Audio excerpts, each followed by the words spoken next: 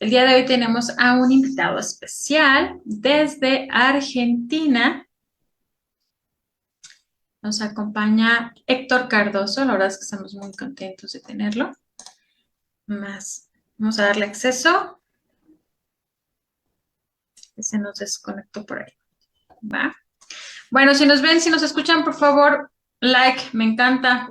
Ayúdanos a compartir. La verdad es que vale la pena. El día de hoy vamos a recibir muchísima información y también es un espacio abierto para que nos compartan sus experiencias. Bienvenido, Héctor, nuevamente. Sí, en la época de la hiperconectividad, estas son cosas que suelen suceder. Así que bueno, muchas gracias por la invitación, gracias por compartir este espacio contigo y por tratar temas que son tan sensibles hoy a nuestra sociedad y a la realidad que estamos viviendo. Todos los países de Occidente, especialmente América Latina, que tiene una avanzada muy grande sobre una institución muy importante que es la que nos ha sostenido a través del tiempo como la familia. Así que bueno, agradecerte este espacio y saludar a tus telescuchas. Y soy la verdad un bendecido por poder llevar la voz de tanta gente para discutir estos temas. Mm. Sí, la verdad, muchísimas gracias, Héctor. La verdad es que pues agradecemos infinitamente no solo que hayas aceptado la invitación con Crece, que finalmente pues creo que lo que nos une es esta voluntad y este intento por desarrollar una cultura más preventiva, más informada y sobre todo pues que somos un centro que justamente se preocupa y se ocupa por el bienestar de las familias que trabajamos de manera integral. Entonces, pues definitivamente todo que ver con el tema que vamos a tocar el día de hoy. Te repito, muchísimas gracias porque, bueno, en Argentina ya son las 11 de la noche, aquí todavía son las 8. Y, pues bueno, a quienes nos están viendo, desde donde se encuentran también. Muchísimas gracias por vernos, por escucharnos. Les recordamos que son espacios abiertos también para poder interactuar, participar. Si hay dudas, pues con toda confianza, ¿verdad? La información queda grabada completamente en la página y les recuerdo, pues mi nombre es Paulina Rangel. Yo soy psicóloga social, terapeuta sistémica, trabajo con familias y los miércoles tenemos invitados especiales y en este caso pues es Héctor Cardoso, ¿verdad? Les comentaba por ahí que nos acompaña desde Argentina con este tema tan interesante que es la obstrucción del vínculo y las denuncias falsas, ¿sí? Como comentaba, Héctor, un tema bastante delicado, ¿sí? Más común de lo que nos gustaría, la verdad. Por ahí me di la tarea de investigar un poquito y fíjate que me sorprendí muchísimo, la verdad, al tratar de buscar información y me di cuenta que, híjoles, es tan eh, hay como que un hueco informativo en general, es como esta desinformación respecto al tema, porque encuentras muchísimas estadísticas, muchos datos, muchos casos relacionados con la violencia hacia la mujer, con la denuncia falsa hacia la mujer, ¿no? Normalmente el hombre que obstruye el vínculo, pero no a la inversa, ¿no? Entonces, digo, desde ahí me llamó muchísimo la atención esto. Pero tratando de buscar un poquito la estadística en México y sí, ciertamente, normalmente la denuncia suele ser más de la mujer hacia el hombre. Sin embargo, pues al menos lo que encontré en la estadística hasta el 2015 me parece, pues la verdad es que era bastante significativa, ¿no? Y sin embargo es un tema del que no se habla, ¿no? Entonces, pues bueno, antes de entrar de lleno en el tema, me gustaría pues que te presentes, Héctor, para que nos conozcamos, para que la audiencia sepa quién eres, un poco más de tu trayectoria y sobre todo de cómo surgió Justicia para los Débiles. ¿Qué te parece? Sí, sí, como bueno, muchas gracias nuevamente. Mi nombre es Héctor Cardoso, soy de Argentina, como lo dijo Paulina. Soy periodista, conductor de un programa de radio y plataformas o redes, como quieren llamarlo, que se llama La Justicia de los Débiles. Pero por sobre todas las cosas, yo soy un papá obstruido, que tomó esta iniciativa de cursar la carrera de periodismo y alzar la voz, porque veía que había muchísima gente en la misma situación. Y hay como una desinformación muy grande, tal cual como lo decías vos, Paulina, en lo que tiene que ver con verdaderas estadísticas, porque la única estadística que se maneja en Sudamérica en general tiene que ver con los femicidios o feminicidios, depende del lugar como se llame, pero no hay otras estadísticas que son muy importantes para poder compararlas.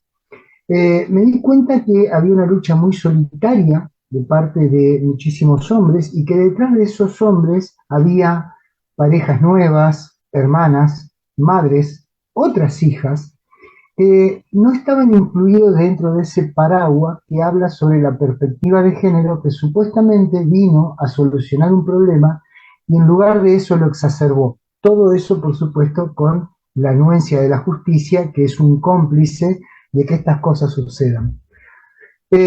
Antes de esto yo era martillero público, me dedicaba a la compraventa de vehículos y un día tomé la iniciativa de alzar la voz y dejar que se escuche la voz de muchísima gente que si bien por ahí tiene un espacio, no lo llegan a hablar de temas tan específicos como tienen que ver la obstrucción de vínculo, y dentro de la obstrucción de vínculo es un tema muy amplio. La obstrucción de vínculo no es solamente un papá o un niño alejados entre sí, donde se rompe un vínculo. Hay secuelas psicológicas muy graves, hay secuelas económicas muy graves, hay secuelas sociales, porque aparte hay un prejuzgamiento de parte de quien es denunciado, sobre todo cuando se habla de una denuncia tan sensible como la es de abuso sexual, que hoy es prácticamente un arma de extorsión que se usa a través de la justicia, que es el cómplice principal de que esto suceda. Porque si nosotros, periodistas, o en tu caso psicóloga, que también toma la responsabilidad de llevar la voz, conocemos que esto está sucediendo, imaginemos la justicia, que ellos sí tienen acceso a la información de primera mano. Con lo cual, el particular, cada vez que se sienta en un banquillo, sea la acusación que sea, enfrenta todo un Estado. Y frente a eso es una pelea muy desigual. Y la única forma es alzar la voz y hacer que esto se masifique.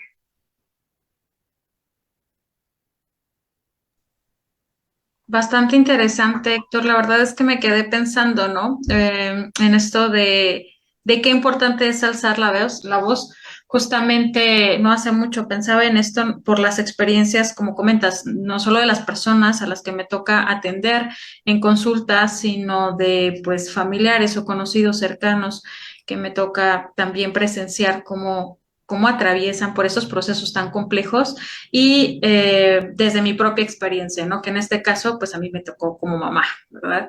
Vivir también este proceso, la verdad, agotador, como mencionas, que termina afectando todas las áreas de nuestra vida, incluyendo las de los Ujú. propios hijos, ¿no? Digo, ese es otro tema bastante extenso. Sin embargo, en tu experiencia, ¿no? En la parte del proceso legal y en el tema de cómo cómo se convierte en cómplice, ¿no? El sistema judicial. La verdad es que esta parte me parece súper delicada, es algo bastante triste, pero la verdad es que es una realidad, ¿no? Al final del día, esta es una realidad, te lo comento desde de pronto ahorita recordando mi propia experiencia y lo complejo que es lidiar con esto cuando te das cuenta que no contamos con un sistema de justicia.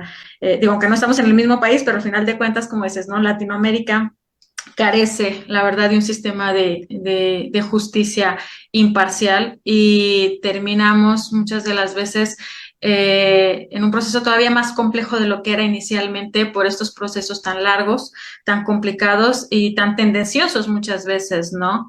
Entonces, un poquito a lo mejor a partir de tu experiencia, ¿cuál ha sido, ¿no? En estos procesos que te ha tocado a ti presenciar, ¿cuáles han sido las conclusiones o los resultados a los que se han podido llegar favorablemente en algunos, o me gustaría pensar que en la mayoría de los casos, que sabemos que tristemente no es así, pero desde tu experiencia, ¿no? ¿Qué es lo que te ha tocado presenciar y a qué conclusiones has llegado de manera personal?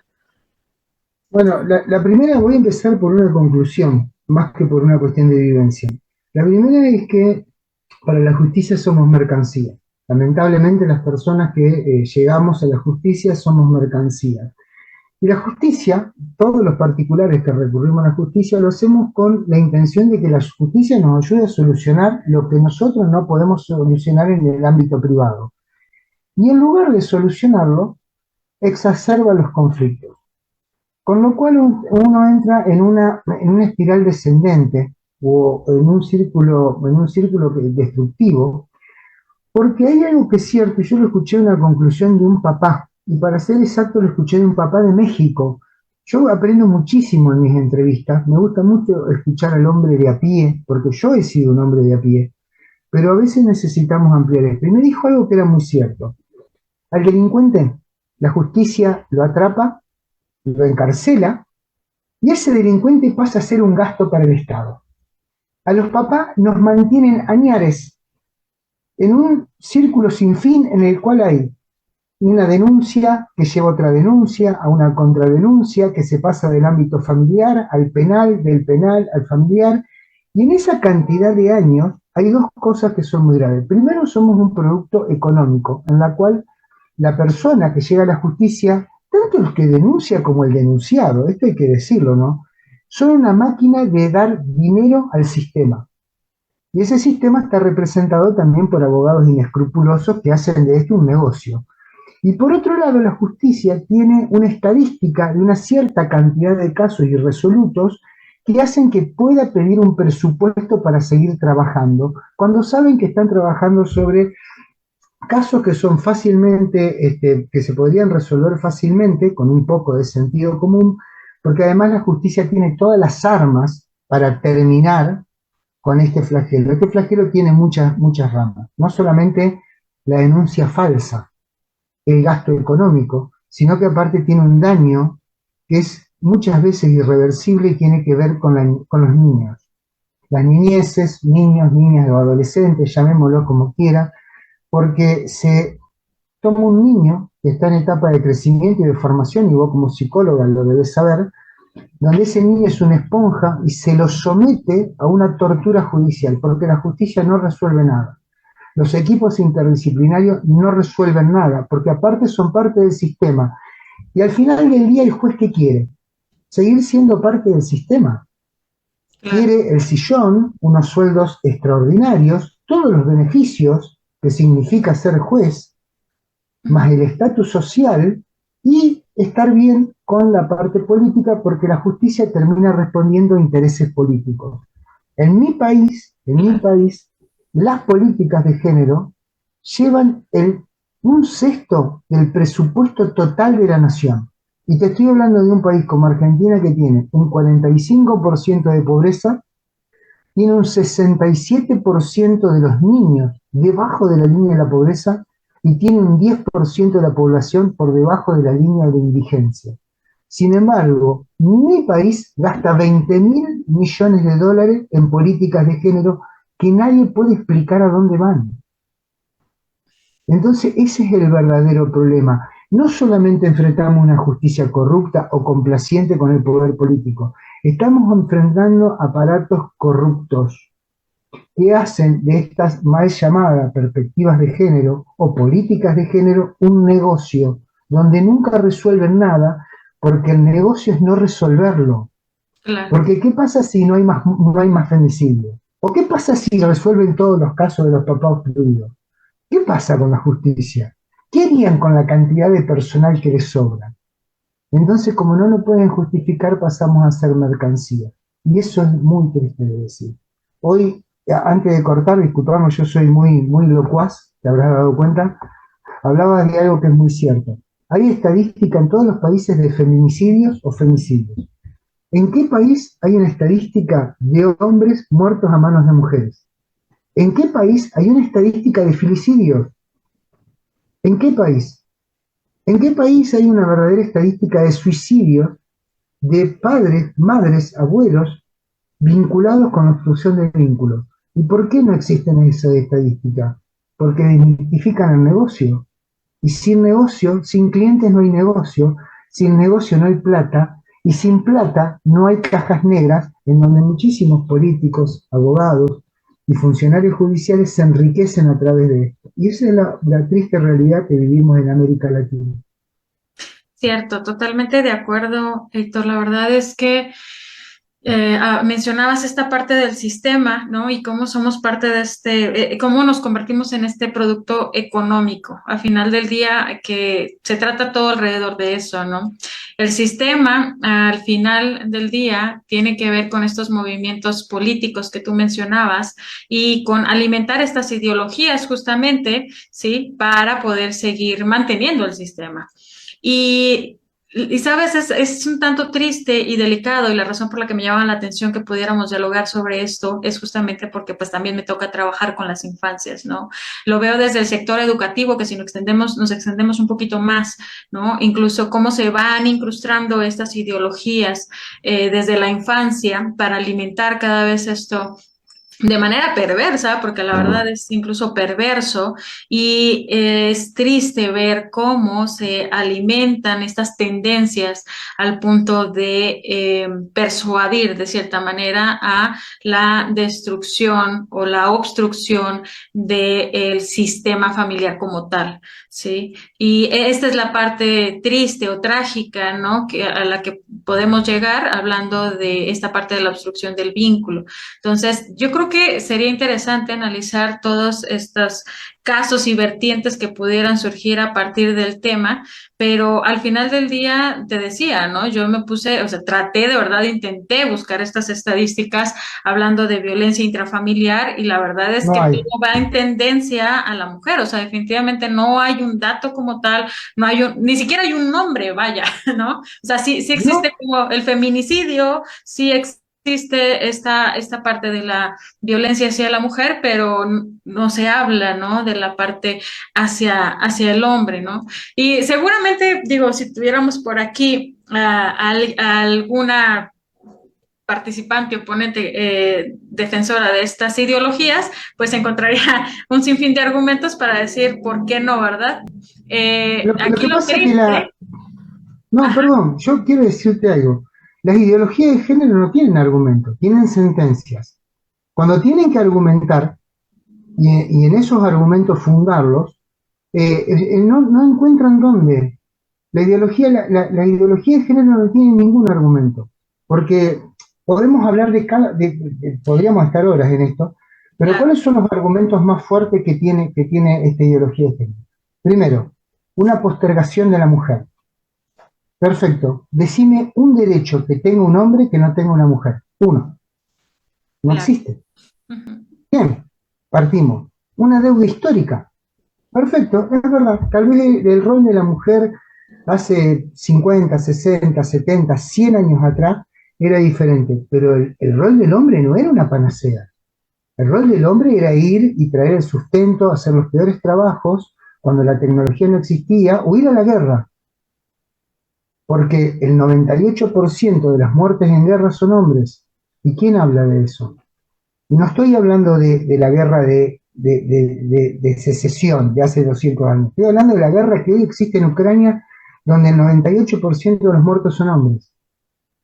Estoy hablando de cosas que son actuales. No claro, estamos hablando de historia. Entonces, ¿de qué deuda histórica me hablan? No hay deuda histórica. Las sociedades evolucionan, los roles evolucionan. No somos los mismos, no podemos pararnos hoy y mirar el rol de la mujer con la vista de hace 70, 80 años. ¿Sabes qué es lo peor de todo esto, Paulina? Hay dos cosas muy graves. Primero, nos han hecho olvidar que nosotros como sociedad vivimos los últimos 100.000 años, hemos sobrevivido gracias a la asociación en tribus y esas tribus en familias. Fue de la única forma que sobrevivimos como especie, porque hay cientos de especies que no han sobrevivido. El humano sobrevivió gracias a la asociación y esa asociación hecha familia. Y por otro lado, nos han metido en esta vorágine de una guerra de hombres contra mujeres. Pero si nosotros siempre sobrevivimos gracias a la cooperación, es que no podemos parar esto y darnos cuenta que hombres y mujeres somos complementarios. No podemos tener un minuto de sentido común y darnos cuenta que somos parte de un negocio, estemos de un lado o del otro. Que cada vez que nosotros atacamos al ex cónyuge al padre de nuestros hijos o a la madre de nuestros hijos. ¿Estamos dañando a nuestro hijo? Hubo una sentencia que a mí me impactó muchísimo cuando una psicóloga que trabaja acá en Argentina, se llama María Rosa Ortega, Marita Ortega, que es de Infancia Compartida, me dijo, la alienación parental, que también es un tema complejo, pero la alienación parental o la sugestión a un hijo es un disparo en donde la bala atraviesa al niño para herir al otro cónyuge. Y a esa persona no le importa. Y tal vez no le Claro. importa porque su odio está exacerbado, Ujú. porque no hay persona diciéndole, ese no es el camino. Hay un montón de gente diciéndole, denunciá, te van a pagar. Denunciá, vas a tener la protección del Estado. Denunciá, porque a tu hijo le van a dar una asignación. Denunciá. Y alguien le dice, no denuncies, porque le estás arruinando la vida de tu hijo. Y tal vez te la estás arruinando vos, porque, y yo me paro como hombre y se lo digo a una feminista, la feminista que quiere escuchar. Si yo mañana conozco una mujer que me dice, che, yo lo denuncié a mi exmarido y cobré la pensión, yo con esa persona no tengo ninguna intención de generar nada, porque me está diciendo lo que me va a pasar a mí en el futuro. Entonces, se está destruyendo las buenas relaciones y las relaciones sanas. Bueno, es Se que están creo que destruyendo.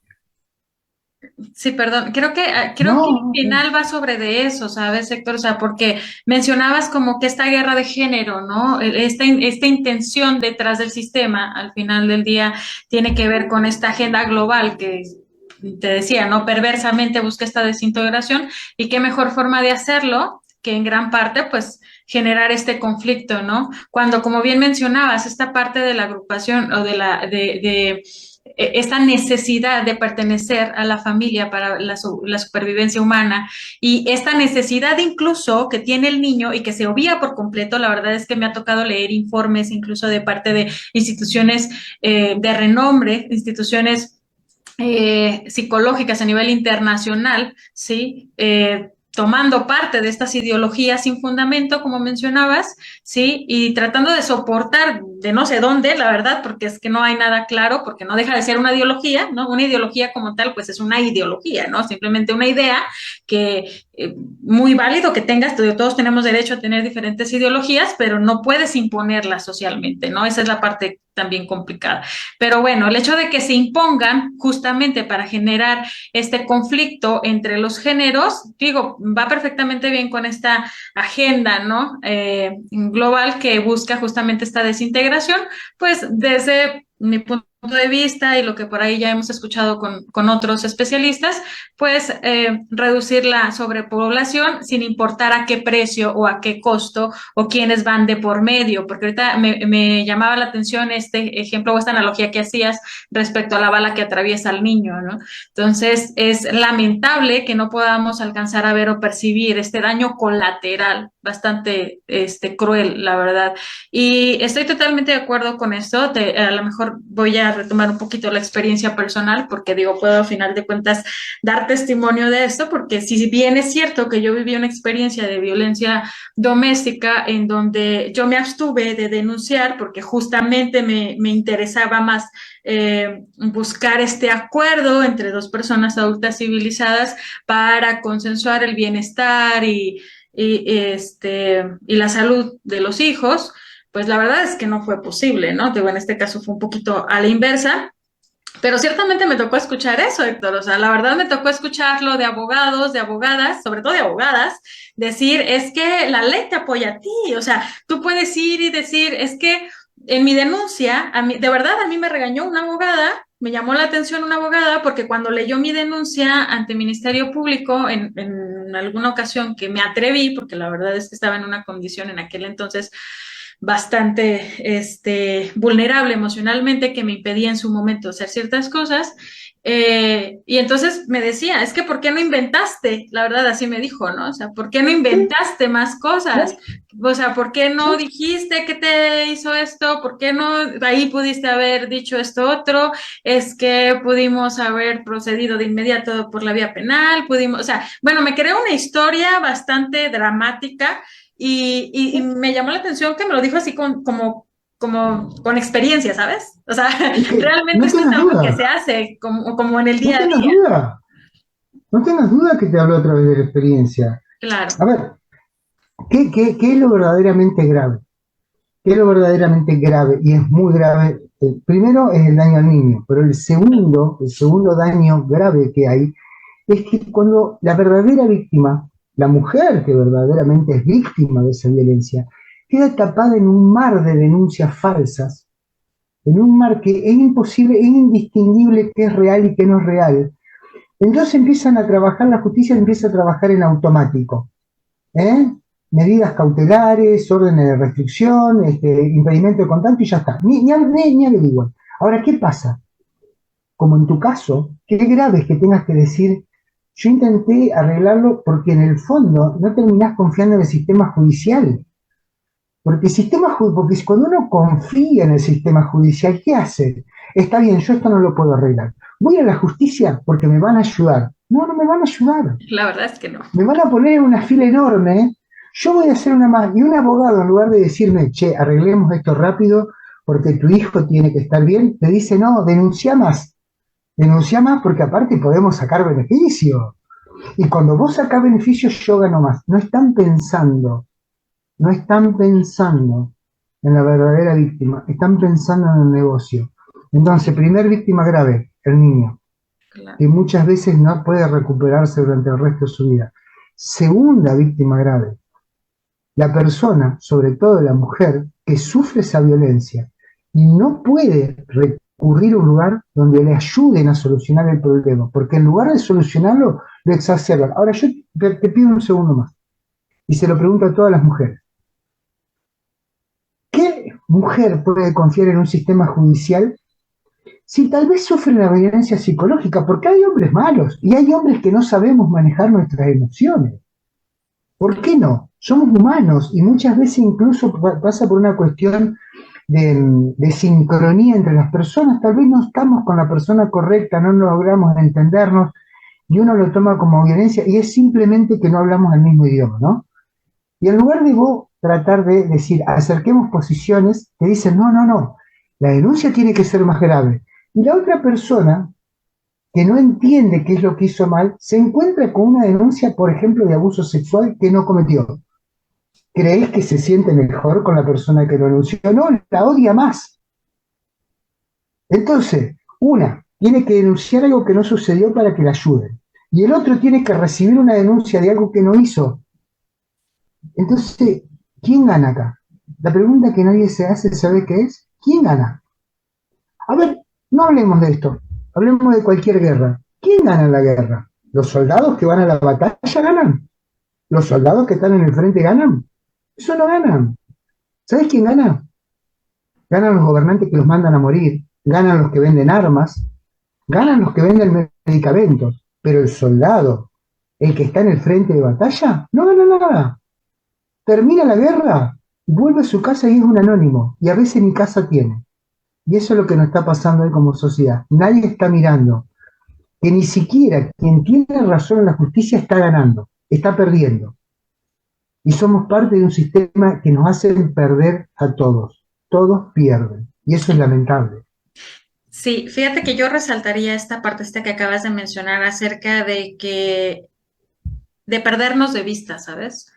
Porque al final se trata de eso, se trata de no ver, de que no te des cuenta, ¿sabes?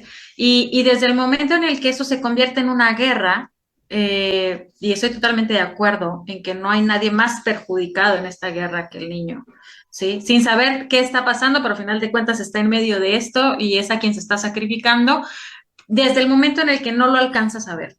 Desde el momento en el que como padre no alcanzas a ejercer esta responsabilidad afectiva con tu hijo, independientemente de cómo hayan terminado las cosas como pareja. Y aquí a lo mejor me gustaría abrir este paréntesis, ¿no? Desde esta perspectiva psicológica que suele ser un tema pues bastante común, ¿verdad? En los procesos terapéuticos en donde hablamos justamente de no entender que una cosa es tu relación de pareja y otra cosa es tu paternidad, ¿sí? Entonces, de verdad el creer que tu hijo se convierte en un trofeo, ¿sí? O creer que el hijo se convierte en un bien o en una posesión por la que hay que debatir o hay que discutir, sea por un tema de ego, un tema de orgullo, un tema de conveniencia, un tema de lo que sea, al final de cuentas, no deja de ser otra cosa que tu incapacidad para poder ver lo que está ahí presente es tu hijo y que tienes una relación, ¿sí? Paterno, materno, filial con él,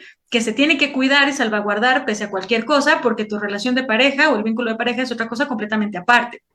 Y es de verdad bastante complejo y bastante triste el hecho de que como adultos no podamos recibir la ayuda o la asistencia, retomando otra vez los procesos en el sistema, que en teoría deberían de ser procesos integrales y que pues lamentablemente no lo es por todo lo que ya mencionabas, ¿no? Hoy por hoy, y te platico un poquito, Héctor, justamente, ¿no? La razón por la que nació Crece tiene que ver con esa historia de vida personal y también profesional porque justamente en algún momento, sobre todo ya después de mi recuperación, en los procesos, en mi proceso terapéutico y que terminó la guerra legal y demás, ¿no? Justamente yo me preguntaba eso, o sea, yo decía, de verdad, o sea, ¿por qué? O sea, se supone, me hubiera gustado pensar que en aquel entonces este sistema de gobierno me brindara los recursos o me pusiera al alcance de los recursos a través de los cuales yo pudiera haber recibido ese acompañamiento interdisciplinario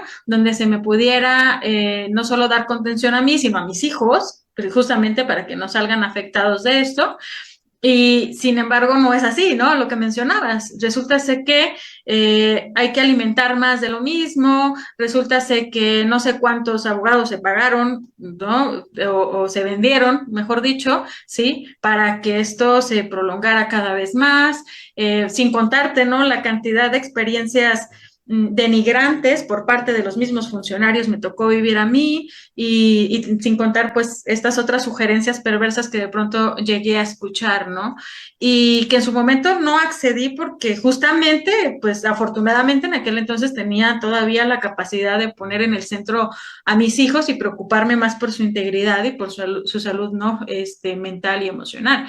Sin embargo, pues estando en medio sí me doy cuenta de un sinfín de situaciones que quedan, como dices, incluso hasta irresolutas y que terminan, al no ser resueltas también, convirtiéndose como que en esta experiencia de trauma, en este conflicto no resuelto también a nivel emocional, porque sí me gustaría también resaltar esa parte. Los procesos legales juegan un papel muy importante en el proceso de trauma de una persona, ¿sí? El hecho de saber que no puedes resolver un proceso legal, ¿sí? Alimenta la herida que lo provocó inicialmente. Y eso es súper importante, o sea, cualquier tipo de persona víctima de violencia de cualquier tipo, porque tú mencionabas ahorita los derechos no tienen género, los derechos son para todos los mismos, y en el momento en el que se están violentando tus derechos, desde ese momento en el que se están violentando, pues ya estás siendo parte, ¿no? De la estadística, se diga o no se diga. Entonces, aun cuando se busca, ¿no? Reparar el daño, reparar la herida de manera personal o individual a través de un proceso, el saber que está inconclusa la parte legal o el saber que no puedes recurrir, que no puedes depositar tu confianza en un sistema judicial, la verdad es que tristemente, y lo otro voy a decir también desde la experiencia, terminas retraumatizado, ¿sabes? Porque la verdad, en mi caso, yo no lo podía creer. Si te enumero la cantidad de dependencias a las que llegué a instituciones, siendo que se apoya a la mujer, ¿no? Siendo que hay una institución para la mujer, se supone que hay un departamento de no sé qué, bueno, un sinfín de instituciones. Y no me lo vas a creer, Héctor, pero de verdad llegué a una en donde la señorita, después de que escuchó la historia como si fuera una novela, ¿sí? O sea, con el morbo del mundo, todavía me dice, ¿sabe qué? Usted no se divorcie. ¿Para qué se quiere divorciar? Y yo, no, o sea, te acabo de explicar que vengo de una experiencia de violencia y me estás diciendo que no me conviene divorciarme. Y dices, pues no, la verdad es que no le conviene. O sea, como que primero sáquele todo lo que pueda y luego económicamente, ¿no? O sea, y ya después vemos, ¿no? Entonces, yo no lo podía creer que estaba asistiendo a un sitio, ¿no? En donde se supone, ¿sí? Pues se supone que voy a recibir la ayuda que me corresponde o a solicitar, ¿verdad? Los recursos que se requieren de asistencia integral para la familia. Y pues sí, voy a balconear aquí, ¿no? La dependencia es el sistema DIF, así es como se llama aquí, ¿verdad? El desarrollo integral para la familia, y hay un área exclusiva o especializada para mujeres, que la verdad que pues, las personas con las que hablé no parecían especializadas en nada, pero, o al menos sí en esta parte, ¿no? De malinformar o de desinformar o de promover este tipo, porque al final de cuentas eso también es violencia. Y yo sí decía, de, lo que quiero es salir de esta, ¿no? No complicarlo todavía más, ¿no? Entonces, sí me hace sentido esto, Héctor, que comentas, ¿no? Respecto a esta tendencia, ¿sí? Social incluso, y cómo se ha aceptado esta ideología en donde no importa, ¿no? O sea, incluso como hacernos creer que el fin justifica los medios, ¿no? Con tal de que esto Bueno, se resuelva, no importa si tú cuentas mentiras, si tú dices cosas que no son, ¿sí? Al final de cuentas, que se resuelva y que se resuelva a tu favor, ¿no? Y te digo, esta creencia, como tú bien mencionabas en el ejemplo de la guerra, ¿no? Esta falacia, porque es una falacia, ¿no? El decir alguien va a ganar, porque la verdad es que en el proceso, pues absolutamente nadie gana. En el proceso hay estos efectos colaterales, estos daños colaterales. Yo te puedo hablar de que al menos en mi caso el proceso de recuperación terapéutica se llevó pues de 2 a 5 años considerando otras atenuantes, y que hasta la fecha que mis hijos son adolescentes, y te estoy hablando de que eso fue hace 10 años, pues siguen teniendo secuelas, ¿no? De todo lo que pasó en su momento. Y te estoy hablando de que de alguna manera he buscado la forma a través de mi profesión y a través de los recursos que tengo al alcance de darles acompañamiento. Pero si nos vamos a todas esas historias que incluso te ha tocado escuchar, Héctor, ¿no? De todos esos procesos que han quedado inconclusos en todos los sentidos, ¿sí? Y todos esos niños que definitivamente no pudieron llegar a que no pudieron ser parte de ningún acuerdo, de ninguna conciliación, y que terminan justamente, pues, de lo que estamos hablando hoy, ¿no? De ese vínculo obstruido, ¿sí? Sin consentimiento, sin conocimiento de absolutamente nada. La verdad es que es bastante trágico, ¿no? Porque, pues te digo, desde el enfoque sistémico, ¿no? Que es lo que me toca trabajar como una servidora, hay algo que siempre me gusta resaltar, y es que pues somos 50 y 50, ¿sabes? O sea, venimos al mundo gracias a un cromosoma X y a un cromosoma Y, y por lo tanto somos el resultado de ambas partes. Tú no le puedes quitar, ¿sí? Vaya, ¿no? Mamá y papá forman parte de este soporte, igual que las piernas. Entonces, no exactamente. puedes quitarle uno, independientemente de que haya casos, sector, o sea, de que, y estamos hablando otra vez, ¿no? De que la violencia no tiene género, y que ¿No? independientemente de que en algún momento, claro, que tenemos que recurrir a la justicia y tenemos que denunciar estos actos, y establecer también la distancia que se requiere cuando de verdad hay un caso de violencia. Aún así, para eso existe el proceso terapéutico, en donde un niño o un joven necesita comprender, ¿sí? Que pues la figura paterna o la figura materna sigue estando ahí, y trabajar en la reparación del daño. Aquí lo triste es cuando como mamá o como papá eres parte de ese daño, y en lugar de buscar que el niño pueda integrar a sus figuras, que estés alimentando esta desvinculación, ¿no? Bueno, eh, es muy importante lo que estás diciendo. Una de las cosas que tenemos que entender es que en algún momento a esa persona que queremos destruir, por el motivo que sea, porque nosotros iniciamos el ataque hacia esa persona, porque nos estamos defendiendo, con esa persona compartimos una vida. De hecho, tenemos hijos, porque decidimos ser parte de la vida. Hay gente que lo pudo elegir a tener hijos, otra que no, pero tuvo una vida al lado de esa persona. Y en ningún momento nos ponemos a pensar qué fue lo que nos unió. Nos ponemos a pensar solamente qué es lo que nos cae mal de esa persona y lo exacerbamos, más aún como una forma de justificativo de nuestras conductas. Obviamente que la justicia, como ya lo dije antes, lo puse, es parte de este negocio, porque es muy sencillo terminar con todo esto. Es muy sencillo terminar con la destrucción de vínculos, es muy sencillo terminar con las falsas denuncias, es muy sencillo. Mirá, con la destrucción de vínculos es sencillísimo. Hay una denuncia, ninguna medida cautelar en contra del hijo. Que la justicia provea los medios para que haya, aunque sea, un contacto asistido. Lo puede hacer, tranquilamente. Segundo, ¿se quieren terminar con la falsa denuncia? Pues endurezcamos las penas de quien denuncia falsamente. Porque esa es la realidad, que vaya a denunciar quien realmente es víctima y no quien hace un negocio. Entonces, si vamos a denunciar un abuso sexual donde la persona que está enfrente puede recibir una pena de entre 6 y 10 años, pues entonces la pena de quien denuncia falsamente sea entre 6 y 10 años. Entonces eso va a parar un poco, pero ese no es el final. La justicia, ¿cómo termina con esto? En ningún punto, vos ves un equipo interdisciplinario y te toman test proyectivos, que aparte son de interpretación casi como un tarot, te podría decir, porque es tan subjetiva la interpretación que un profesional puede decir prácticamente lo que se le ocurre. De hecho, a mí me han tocado que me hicieron test en donde tuve que dibujar ciertas cosas que se hacen en los test y en el informe pusieron dibujos que yo no había hecho. Todavía estoy esperando que me cite la justicia para pedirle al psicólogo que me muestre esos dibujos que él pone en el informe. ¿Por qué pone eso? Porque copia y pega. Ya tienen una forma. Para todo es igual. Entonces, cuando cambian algo, se olvidan que lo cambiaron. Porque somos todos iguales. En ningún punto los equipos interdisciplinarios dicen, señores, más allá de las medidas cautelares que haya, que no haya, ya tenemos un panorama, bueno, que venga A y que venga B, lo vamos a sentar acá. Y le vamos a explicar a dónde está el problema de ellos. Y vamos a tratar de que acerquen posiciones, porque el daño que le están haciendo al hijo es este. En ningún momento lo hacen.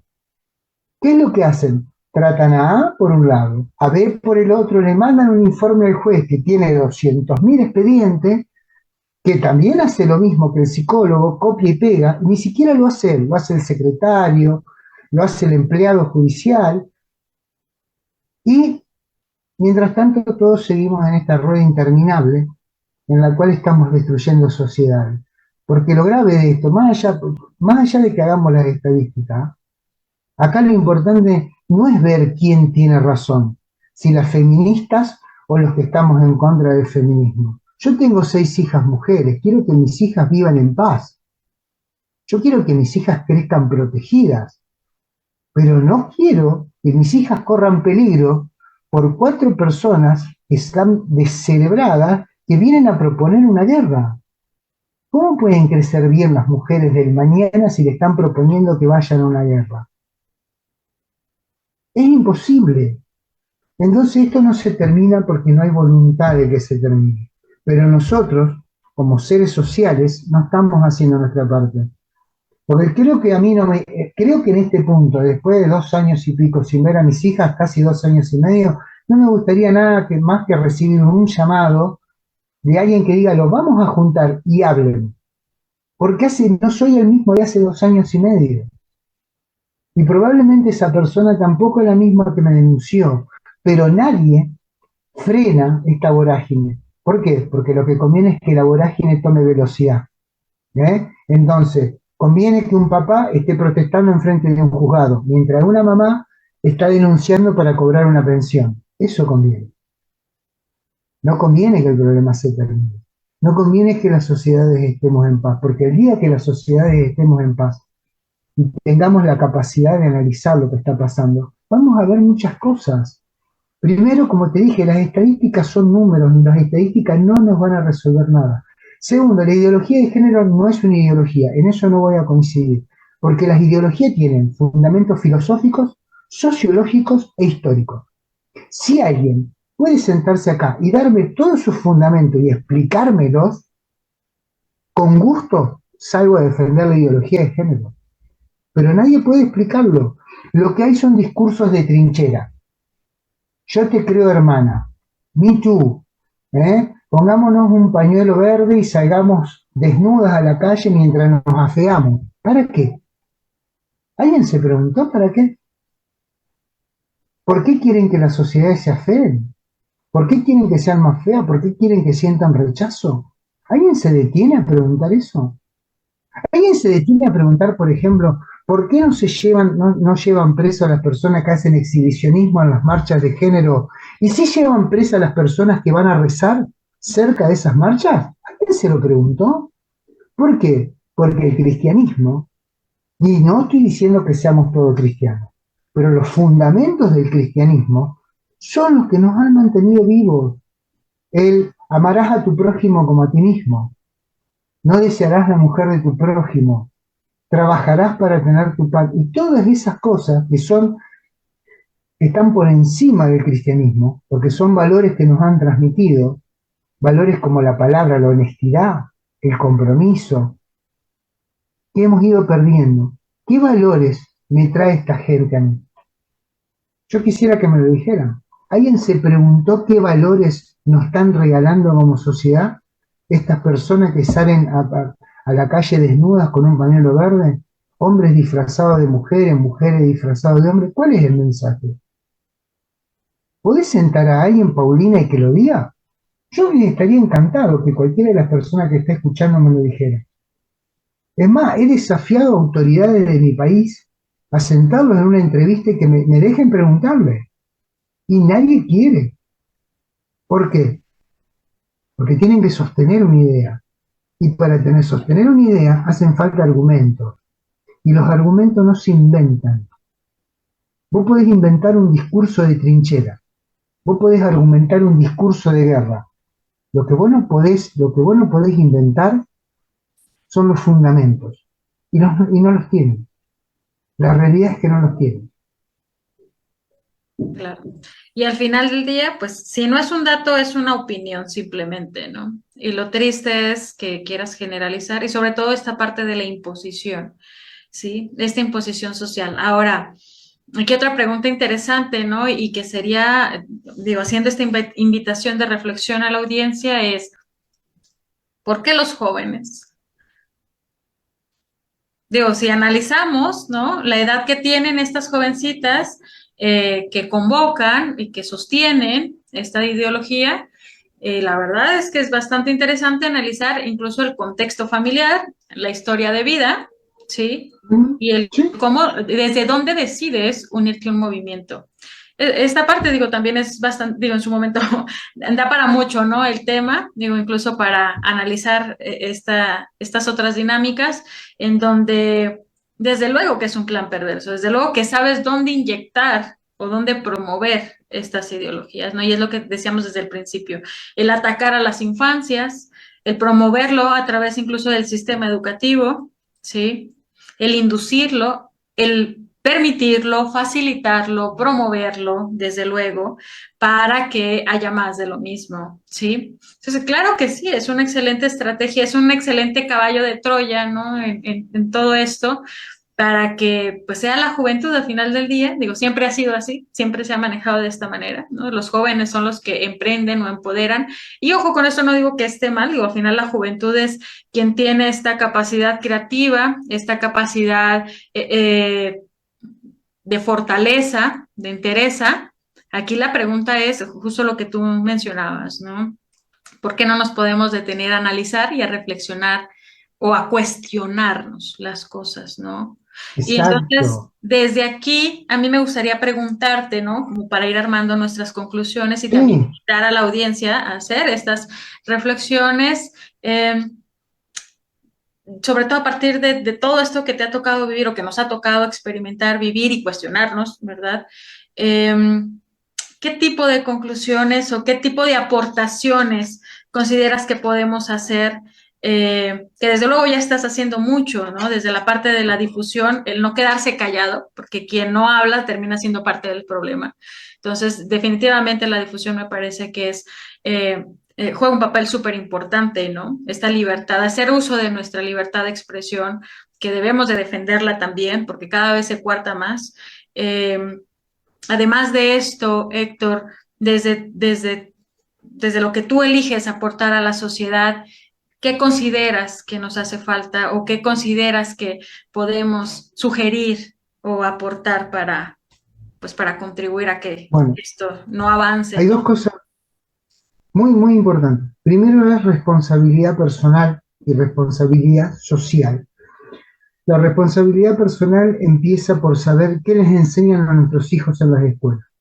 No podemos simplemente llegar y no saber qué es lo que le está pasando, no mirar qué es lo que está aprendiendo cada día. Desde jardín lo tenemos que ver. Desde que empieza, desde la educación inicial, tenemos que controlar. Porque al final del día, los que dictamos cuáles van a ser las reglas que aceptamos y no aceptamos, somos las sociedades. Pero mientras nos mantengan distraídos y no tengamos responsabilidad porque dejamos todo en manos del otro, entonces es difícil. Y segundo es compromiso, que no es lo mismo que responsabilidad. El compromiso es de todas las partes.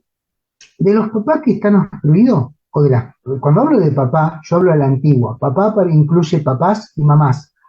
Pero digo papás, mamás, abuelos, abuelas, hermanos. Es levantar la voz. Todo. Pero no solamente la persona que lo sufre en carne propia, sino todo el círculo alrededor, porque hay algo que es cierto. No existe mal funcionamiento judicial y no existe obstrucción de vínculo sin la complicidad de todos los que están alrededor del obstructor. No existe. Si la familia es cómplice de lo que está haciendo el obstructor, es tan culpable como quien es el perpetrador. Entonces nosotros tenemos que tener responsabilidad social y compromiso. ¿Y compromiso para qué? Primero para llevar un mensaje y alzar la voz. Y segundo, que entender alzar la voz no es entrar en una guerra donde el otro es el enemigo. No hay enemigos acá. El único enemigo que hay, y esto es un enemigo, y esto es realmente cierto, son las grandes corporaciones que intentan manipular a las sociedades para quedarse con nuestros recursos. Y esa es la realidad. Pero la mujer que me denunció no es mi enemigo. Como dije recién, tenemos que aprender que no es el enemigo. Y tal vez, si pudiéramos hablar y pudiéramos dialogar, entenderíamos las razones del otro. Nos hace falta empatía. Pero de nada sirve la empatía sin compromiso. De nada sirve la responsabilidad sin el control. Porque si no sabe que son, Paulina, berrinches. Son berrinches que hacemos enojados en casa. Mirá lo que me pasa. Me denunció. No, te denunció, te voy a acompañar. ¿Qué vas a hacer? Voy a ir a una marcha. Voy a ir con vos. Porque necesitas. Yo voy a interceder para que ustedes acerquen las posiciones. Y la justicia debería hacer lo mismo. Interceder para que se acerquen las posiciones, no para exacerbar. Y digo esto, elijan bien los abogados, porque los abogados, al ser parte de este negocio, quieren que el negocio siga funcionando. Y yo les voy a decir algo que muchas veces la gente no toma en cuenta. Para el abogado, cuando lo vamos a contratar, nosotros somos mercancía. Hoy estamos y mañana no. Ya está. Vino el cliente, me pagó, le resolví, no le resolví, ya está. Mañana no está más. El juez sigue estando. ¿Con quién quiero quedar bien? Con el juez quiero quedar bien. ¿Qué me importa el cliente? Entonces, no digo que sean todos así, pero hay una gran parte de los profesionales del derecho que lo piensan así. Entonces, también hay que ser duros con esa gente. Hay que ser duros con la justicia, hay que ser duros con los profesionales inescrupulosos y hay que empezar a entender que tenemos que dejar de hacer de esto una guerra. Si no deponemos las armas, si no nos acercamos como sociedad, si no dialogamos, le vamos a arruinar toda la generación que viene por detrás de nosotros, la vamos a arruinar. ¿Y saben por qué la vamos a arruinar? Porque las abandonamos. Al no tener responsabilidad y no tener compromiso, la estamos abandonando. ¿Sabe qué aprenden esos chicos? La cultura del abandono. Cuando nosotros seamos viejos, esos chicos nos van a abandonar, porque es lo que aprendieron. La cultura del abandono. Entonces nosotros no podemos abandonarnos. Todos tenemos que tener una parte activa. Y decir, sí, estamos en el medio de una guerra, pero no la exacerbemos. ¿Cómo acercamos las posiciones? ¿Cómo la resolvemos? ¿Qué podemos hacer para hacer mañana un mundo mejor? Y aunque parezca utópico, yo sé que mucha gente me va a decir, uy, este tipo es un soñador, es un estúpido. Y tal vez lo sea. Pero tal vez nuestra sociedad necesita más de eso. Si todos fuéramos un poquito más tolerantes, estas cosas no pasarían. Hoy Héctor Cardoso no estaría con Paulina Rengel. Hoy Héctor Cardoso estaría durmiendo, mirando cómo duermen sus hijas, abrazado a un osito como pasaba. Hoy a la tarde no hubiera estado preparando una entrevista, hubiera estado en la plaza con mis hijas y Cardoso nunca hubiera sido periodista. Y todos tenemos que hacer la parte que podemos. Y la parte que podemos, por mínima que sea, suma. Y eso lo tenemos que entender. Definitivamente, Héctor. Y justo, sabes, pensaba ahorita cuando mencionabas la parte de la utopía. Yo creo que vale la pena, ¿sabes? Alguna vez escuché un pensamiento filosófico respecto al tema de la utopía, en donde le preguntaban a un maestro que ¿para qué sirve la utopía? Si al final de cuentas es algo inalcanzable. Y la respuesta me encantó porque dijo, porque sirve para avanzar. Entonces, yo creo que esa es una reflexión también bastante interesante que nos podemos llevar el día de hoy, porque se trata de avanzar y se trata de avanzar juntos, no de avanzar Una aislados persona, o de asumir, ¿no? Que tenemos que separarnos o aislarlos como luego el sistema pretende que sea, ¿no? exacto, exacto. Todos Rescatar, somos locos con ideas nuevas. Somos locos hasta que la idea triunfa. claro. Entonces hay que creer, hay que empezar a creer. Y me encanta también, voy a parafrasear un poquito, ¿no? A Enrique Corbera, que es alguien que menciona mucho este concepto de ser víctima o ser maestro, ¿no? Y él dice que en esta vida solamente existen esas dos sopas y depende de ti qué quieres elegir, si quieres ser víctima o si quieres ser maestro de tus circunstancias. Entonces, ojalá de verdad que a través desde lo que estamos tratando de hacer. Digo, Héctor, tú desde tu trinchera, crece desde México y al final juntos, porque de eso se trata, que podamos invitar a reflexionar más acerca de esta postura que nos han vendido mucho y que nos han tratado de convencer que es el victimismo, ¿sí? Entonces, la postura de víctima siempre es conveniente. Siempre es conveniente. A todos nos gusta la postura de víctima porque es conveniente no hacerme cargo. Tú mencionabas esta parte de la responsabilidad personal y justamente ser víctima nos exime de responsabilidades. Entonces, aguas con eso. A mí sí me gustaría a lo mejor hacer esa invitación, ¿sí? A analizar un poquito más estas posturas de victimismo que luego suelen verse tan atractivas, ¿no? Tener cuidado con la fantasía del victimismo, porque al final quien se victimiza a sí mismo no tiene la capacidad de crecer, porque no tiene esta capacidad para darse cuenta de lo que es su responsabilidad y de asumir estos compromisos de los que hablabas, ¿no? Por otro lado, convertirse en maestro es justamente esto que estás haciendo, Héctor, o esto que estamos tratando de hacer, ¿verdad? Al aprender de estas experiencias desafortunadas que están sucediendo como sociedad, que están sucediendo en nuestras familias, que están aconteciendo en nuestras vidas como personas y que si logramos trascenderlas, también estoy convencida de que se convierten en fortalezas y se convierten en nuevas experiencias y en la oportunidad para que algo nuevo surja. Entonces, yo sí Seguro. creo firmemente en que vale la pena ser estos soñadores que mencionabas, ¿no? Respecto a un futuro nuevo y diferente, apostarle a las nuevas generaciones y ayudarles y contribuir a que desarrollen este pensamiento crítico, este pensamiento reflexivo, analítico, para cuestionarse más las cosas, para cuestionarse en qué postura quiero estar y hasta dónde vale la pena asumir este rol de víctima o si de verdad puedo convertirme en el maestro de las experiencias y de las circunstancias que en el pasado han dejado cicatrices en la vida de tantas personas, ¿no? Entonces, pues muchísimas gracias, Héctor. A mí me No, gustaría por que favor. cerráramos, no sé, si quieres comentar algo más para cerrar con broche de oro esta conversatorio del día de hoy. Simplemente, bueno, ante todo, muchas gracias. Decir que la resistencia está dando resultados. No crean que la resistencia no da resultados. Da resultados, cuesta muchísimo. Pero hubo gente antes que nosotros que empezó a resistir. No somos los primeros. Nosotros también somos la segunda o tercera generación de resistentes que resistimos estas ideas. Y poco a poco, estas ideas de resistencia, de no entregarnos mansamente, van dando sus frutos.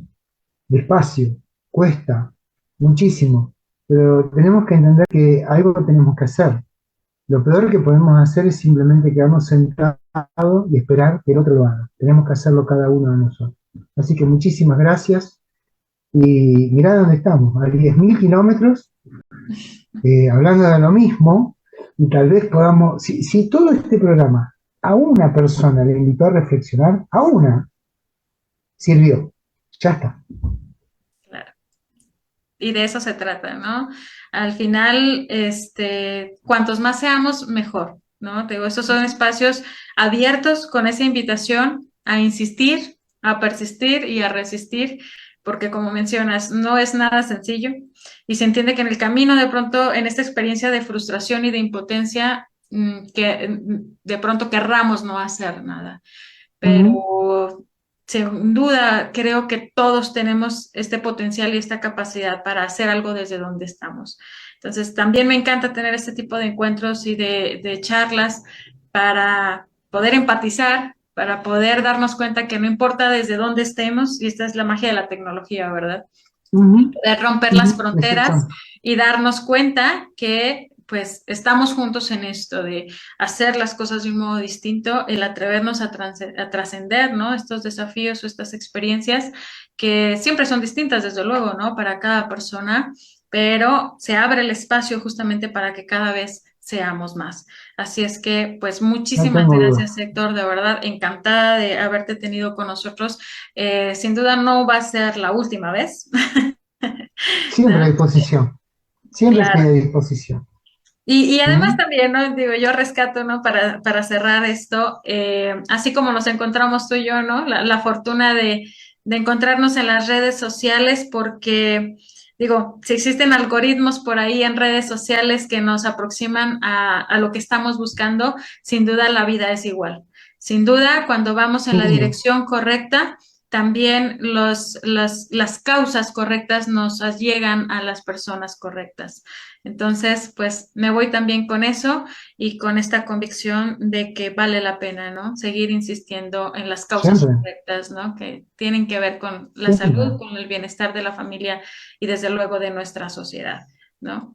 Entonces, Sí, muchas gracias. siempre digo algo, y con esto termino, te prometo que termino. Esto va a quedar para siempre. Lo que estamos haciendo hoy, el programa que hago yo, o el que hacemos, va a quedar para siempre. Y algún día, una parte de esa generación va a aprender este discurso y va a mirar esto y va a saber que hubo gente que luchó antes. Y lo van a ver mis hijas, lo van a ver tus hijos, lo van a ver tus nietos, y van a saber que peleamos. Entonces, siempre que podamos transmitir eso, el espíritu de la resistencia, una resistencia que nos acerque, ¿eh? Porque es mucho más fácil tener un discurso disruptivo. Vamos a la guerra, peleemos, nos enfrentemos con las mujeres del feminismo radicalizado. Le estamos dando, estamos alimentando lo que quieren. Así que esto queda para siempre. Te dejo un beso grande, Paulina. Gracias por haberme invitado.